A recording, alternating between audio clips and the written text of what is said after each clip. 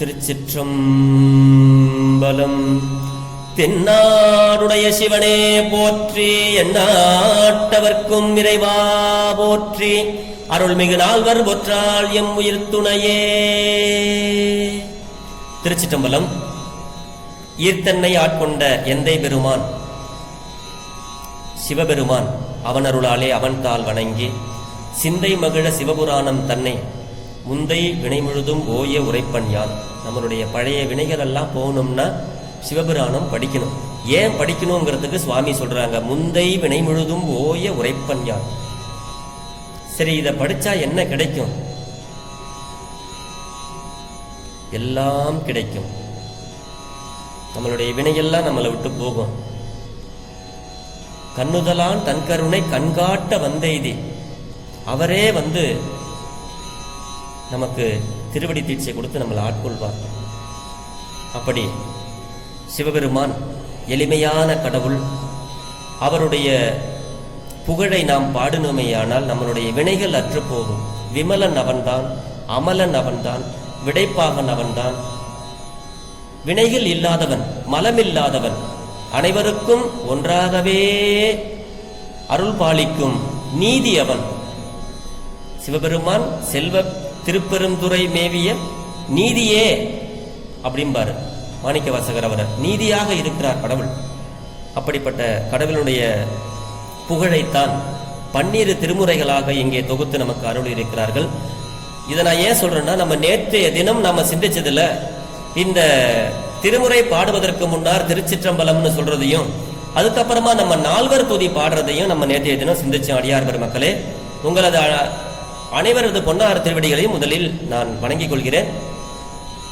ஆக இந்த பூழியர்கோன் வெப்பொழித்த புகழியர்கோன் கடல் போற்றி அப்படிங்கிறதுக்கு என்ன அப்படின்னா, பூழியர்கோன் அப்படின்னா பாண்டிய நாட்டினுடைய மன்னன், அந்த பாண்டிய நாட்டை ஆண்டு வந்த கூன்பாண்டியன் என்னும் மன்னன், அதான் பூழியர்கோன்.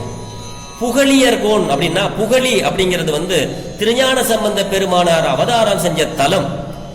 அந்த தலத்தினுடைய அரசன் இவன் வந்து நாட்டு ஆள்ற அரசன். ஆனா அவரு அந்த புகழி, அவரு அவதாரம் செஞ்ச அந்த ஊரினுடைய தலைவன் புகழி புகழியர் கோன் அப்படின்னா அரசன். இவர் வந்து பூழியர்கோன், அவர் புகழியர் கோன். இந்த வெப்பு ஒழித்த அப்படின்னா, இந்த கூன்பாண்டிய மன்னன் மதுரையில அரசாண்டு கொண்டிருக்கும் பொழுது சமண மதத்தில் இருந்தார். அப்படி சமண மதத்தை அவர் தழுவி இருந்த பொழுது திருஞான சம்பந்த பெருமானார் மங்கையர்க்கரசியாருடைய அழைப்பு வந்தது. திருஞான சம்பந்தருக்கு திருமறை காட்டில் இருந்துகிட்டு இருக்காரு. சைவம் தழைத்தோங்க வேண்டும் அப்படிங்கிற ஒரு தருணம். மங்கையர்க்கரசியார் ஞானசம்பந்த பிள்ளையாரை மதுரையம்பதிக்கு, நீங்க வரணும் சாமி, இந்த மதுரையில் இருக்கிறவர்கள் எல்லாம் சமண மதத்தை தழுவி கொண்டு இருக்கிறார்கள், நம்ம சைவத்தை விட்டு எல்லாம் சமண மதத்துக்கு, ஏன்னா மன்னனே மாறிவிட்டான்கும் போது மக்கள் மாறுவார்கள், இதை தடுக்கணும்னா இங்கே சைவம் தழைக்க வேண்டும் என்ற ஒரு காரணத்தினாலே மங்கையர்க்கரசியார் திருமறை காட்டில் திருநாவுக்கரசு பெருமானாரும் திருஞான சம்பந்த பெருமானாரும் தங்கியிருந்த பொழுது குலச்சிறையார் மூலமாக மங்கையர்க்கரசியாருடைய அமைச்சர் குலச்சிறையார் அவரை அனுப்பிவிட்டு பெருமான வரவேற்கிறாங்க. வரவேற்று இந்த ஊர்ல வந்து மதுரையம்பதியில ஒரு மடத்தில் தங்கி இருக்கிறார்கள். சமணர்கள் எல்லாம் சேர்ந்து ஞானசம்பந்த பெருமானார் தங்கியிருந்த மடத்திற்கு தீ வைத்து விட்டார்கள். இந்த குழந்தை ஞானப்பால் உண்ட குழந்தை, இந்த குழந்தை மதுரையம்பதில் வாசகம் செய்து இங்கே ரொம்ப நாள் தங்கிச்சுன்னா இந்த குழந்தை சைவத்தை நிலைநாட்டி விடும். அதனால இந்த குழந்தையை எப்படியாவது நாம் அழிக்க வேண்டும் என்ற எண்ணத்துல கொடுமையான சமணர்கள் ஞானசம்பந்த பெருமானாரும் அவருடைய அடியார்களும் தங்கி இருந்த மடத்திற்கு தீ வைத்தார்கள். தீ வைத்த பிறகு அடியார்கள் எல்லாம் சென்று ஞானசம்பந்த பெருமானாரிடம் சொல்றாங்க, பெருமானே, நம்ம தங்கியிருந்த மடத்தில் தீ பற்றி கொண்டே இருக்கிறது அப்படிங்கும்போது சொல்றாங்க. அப்ப ஞானசம்பந்த பெருமானார் ஒரு பதிகம் பாடுகிறார்.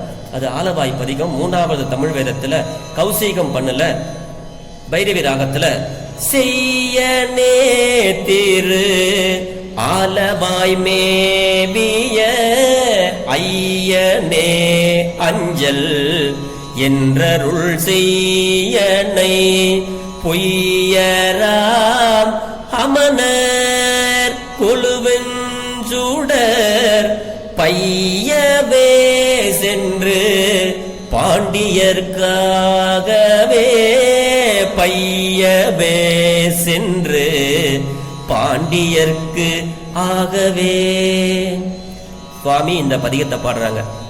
உடனே போச்சுன்னா மங்கையர்க்கரசியாருடைய கணவராகிய கூன்பாண்டியனுக்கு ஏதாவது ஆயிடுமோன்னுட்டு மங்கையர்க்கரசியர் நன்றாக இருக்க வேண்டும் என்பதற்காக இந்த வெப்ப நோயானது இவர் பதிகம் பாடினதுனால இவருக்கு வச்ச தீ ஒரு வெப்ப நோயாக கூன்பாண்டியனுடைய உடலிலே போய் கொஞ்சம் கொஞ்சமாக கொதிக்க ஆரம்பிச்சது.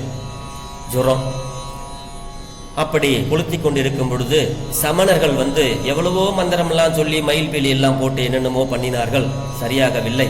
கடைசியாக மங்கையர்க்கரசியார் ஒரே ஒரு தடவை சொல்றேன் கேளுங்கோ, இந்த மாதிரி ஞானப்பால் உண்ட ஞான சம்பந்த பெருமானார் வந்திருக்கிறார், அவர் திருநீர் போட்டாருன்னா உங்களுக்கு சரியாயிடும்னு சொல்ல, அப்ப அவரும் சரி ஓகே வர சொல்லுங்கன்னு சொல்லி ஞான சம்பந்த பெருமானார் அப்ப மதுரையில போயிட்டு கூன்பாண்டிய மன்னனுக்கு சிவபெருமானாருடைய வேண்டிக்கிட்டு, ஆலவாயில் இருக்கிற சொக்கேச பெருமானே உன்னுடைய திருநூறு நான் அந்த கூன்பாண்டியனுக்கு போடுறேன், இவன் வெப்ப நோயானது போகணும் அப்படின்னு சொல்லிட்டு, மந்திரமாவது நீரு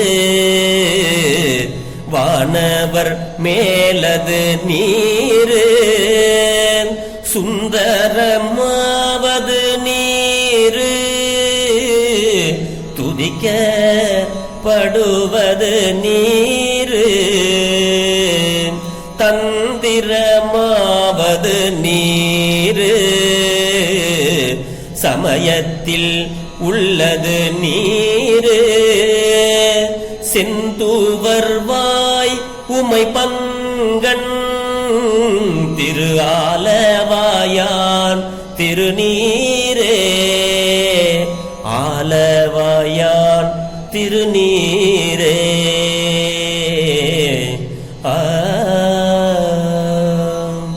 அப்படின்னு இந்த பதிகத்தை பாடி அந்த கூன்பாண்டியன் மன்னல் உடம்பில் பூச கூன்பாண்டிய மன்னனுக்கு வந்த வெப்ப நோயானது ஒழிஞ்சி போச்சு. அதுக்கு பிறகு கூன்பாண்டிய மன்னன் முற்றிலுமாக சைவ சமயத்துக்கு மாறிவிட்டார். ஆகா, சிவபெருமானுடைய திருநீத்துக்கு இவ்வளவு புகழ் என்றால் அப்ப பெருமானை நாம் வழிபடுவதை தவிர வேற எதுவுமே நமக்கு நன்மை இல்லை, நன்மை என்பது சைவ சமயத்தில் தான் உள்ளது என்று புரிந்து கொண்ட கூன்பாண்டிய மன்னன் சைவ சமயத்திற்கு மாறிவிட்டான். அப்படி அவனுக்கு வந்த வெப்ப நோயை ஒழித்து அவனை சைவ சமயத்துக்கு மாற்றிய பெருந்தகையாளர் நம்மளுடைய ஞானசம்பந்த பெருமான். அப்படிப்பட்ட ஞானசம்பந்தனுடைய பெரிய கடல் போற்றி அவருடைய திருவடியை வணங்குகிறோம். வணக்கம். அதுதான் பூழியர்கோன் வெப்பொழித்த புகழியர்கோன் கடல் போற்றி அப்படிங்கிறதுக்கு பொருள். ஆக இன்றைய தினம் நம்ம திருஞான சம்பந்த பெருமானாருடைய திருவடியை வணங்கினோம். அதோடு சேர்த்து ஆலவாய் பெருமானாருடைய சிவபெருமானை நம்ம நினைந்து விட்டோம். இன்றைய வகுப்பு அப்படின்னு சொல்ல போனா இன்னைக்கு இதுதான். நாளைய தினம் நாவுக்கரசு பெருமானாருடைய திருவடிக்கு வணக்கத்தை சொல்லி அவருக்கு வந்த அந்த பாடல்கள் மூலம் நாம் மற்றதை சிந்திப்போம். அடியார்கள் தயவு செய்து இதை கேட்டு பயன்பெறுமாறு சிவனருளை பெற்று நீங்கள் அனைவரும் கொஞ்சம் தெரிந்து கொள்ள வேண்டும் என்ற ஒரு ஆர்வத்தினாலே உங்களோடு நான் இப்படி ஒரு பதிவை நான் இடுகிறேன். இதில் எந்த பிழை இருந்தாலும் பிழை பொறுக்கும் பெருமானுடைய அடியார்களாகிய நீங்கள் என் பிழையையும் பொறுத்தருள வேண்டும் என்று உங்களிடம் வேண்டிக் கொள்கிறேன். தெரியாதவர்கள் யாராவது ஒரு சிலர் இதிலிருந்து கற்றுக்கொண்டால் அதுவே நான் செய்த பாக்கியமாக கருதுகிறேன். ஆக நற்றுணையாவது நமச்சிவாயவே. நாளைய தினம் நாம் இது போன்ற ஒரு நல்ல வகுப்பை நாம் சந்திப்போம், சிந்திப்போம். சிவாய நம. திருச்சிற்றம்பலம். பெரும்பற்ற புலியூரானை பேசாத நாளெல்லாம் பிறவா நாளே. சிவா திருச்சிற்றம்பலம். திருச்சிற்றம்பலம்.